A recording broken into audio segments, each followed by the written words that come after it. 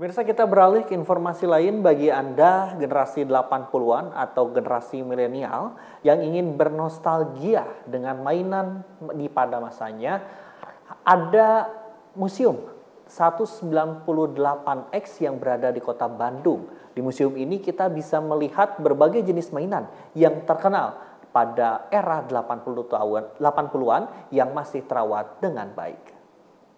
Kota Kembang memiliki destinasi museum yang cukup banyak dan menarik untuk dikunjungi. Antara lain Museum Geologi dan Museum Konferensi Asia Afrika yang berada di pusat kota. Namun ada satu museum yang pasti disukai oleh berbagai kalangan mulai dari anak kecil hingga orang dewasa, yaitu Museum 198X. Meski belum banyak yang tahu di museum tersebut bisa dijadikan tempat bernostalgia bagi generasi yang lahir di tahun 80-an dengan mainan zaman dahulunya. Sebab di museum ini terdapat berbagai jenis mainan era tahun 80-an yang masih dirawat dengan baik. Mulai dari Power Ranger, Kamen Rider, Kaban, dan bahkan mesin mainan dingdong yang masih bisa berfungsi.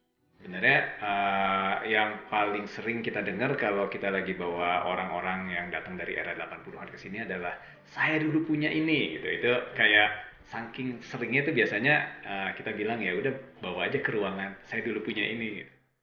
Kalau buat generasi-generasi sesudah, biasanya mereka yang seringkali penasaran atau kalau nggak dibawa sama bapaknya ya, karena kan anak-anak 80-an tuh sekarang udah pada punya anak semua gitu. Yang buat ngedenger zaman dulu tuh kayak apa sebenarnya kehidupan di era 80-an. Aldo menambahkan museum tersebut berawal dari dirinya yang hobi mengkoleksi dan mengumpulkan mainan era 80-an hingga 90-an yang kemudian membuat toko mainan. Selanjutnya, seiring berjalannya waktu pada tahun 2008, akhirnya dibuatlah Museum 198X. Para pengunjung kebanyakan adalah bapak yang membawa anaknya yang ingin memperkenalkan mainan zaman dahulu. Museum 198X terbuka untuk umum pada saat libur akhir pekan.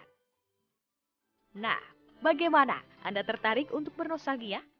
Dari Bandung, Roni Halim, Media Group Network.